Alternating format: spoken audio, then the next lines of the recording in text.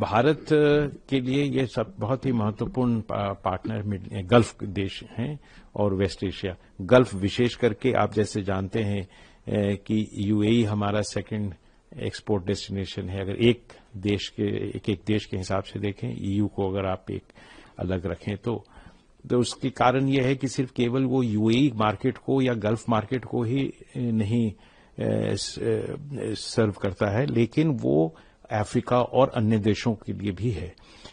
तो ये स्वाभाविक है कि ये जो अभी युद्ध हो रहा है, और ये इससे पहले अभूतपूर्व तरीके से मैं कहूंगा, मैंने तो नहीं देखा है इतने बड़े स्तर पे सारे देश उसमें अब अफेक्ट हो गए हैं। तो अब हर चीज उथल पुथल के कारण वहां रुक गया है। अब मिडिल ईस्ट जो आप जिसको कह रहे हैं, चाहे गल्फ देश को आप देखें, तो हमारे जितने एक्सपोर्ट्स होती है फूड प्रोसेसिंग सेक्टर की, जो $49 बिलियन है, उसमें $12 बिलियन तो इन देशों को जाता है। तो ये आप सोचे कि करीब करीब 20% और 25% के बीच में है। तो ये बहुत महत्वपूर्ण मार्केट है। अब वहां से बहुत विजिटर्स आते हैं, वो एग्जीबिटर नहीं होते हैं, क्योंकि वो तो इम्पोर्टर है। एग्जीबिटर वो होते हैं जिन्हों कुछ बेचना होता है। तो अभी कहना कि कितने, मुझे नहीं लगता है कि बहुत लोग वहां से, अभी फॉर्मली किसी ने कैंसिल नहीं किया है या नहीं लिखा है कि नहीं जी हम अब नहीं आ सकते हैं, लेकिन वो क्योंकि सबकी ये उम्मीद होती है कि शायद कल खुल जाए। अगर वो चूंकि वो नहीं हो रहा है तो कल हो सकता है, कल पता चल जाएगा कि शायद वहां से कोई नहीं आएंगे।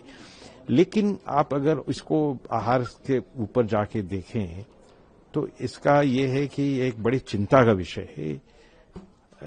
न केवल हमारे 90 लाख वहां नागरिक जो वहां काम करते हैं, वहां रहते हैं, बल्कि पूरे भूभाग के लिए चिंता का विषय है कि अगर इस तरह से ये रुका रहे ट्रांसपोर्ट शिप से, समुद्र से या हवाई जहाज से, तो वहां आने वाले समय में खाने पीने की भी चिंता है और चिंता बढ़ सकती है। और मुझे विश्वास है कि इसका कोई ना कोई समाधान एक वैश्विक स्तर पे, और जो योद्धा देश हैं वो भी इसके बारे में जरूर सोचेंगे, क्योंकि एक ये ह्यूमैनिटेरियन इशू होता है। लेकिन जहां तक आहार का सवाल है, वहां मैं अपेक्षा करता हूं कि जो गल्फ से आने वाले थे, अगर फ्लाइट्स नहीं शुरू होती है तो जाहिर है वो नहीं आ पाए।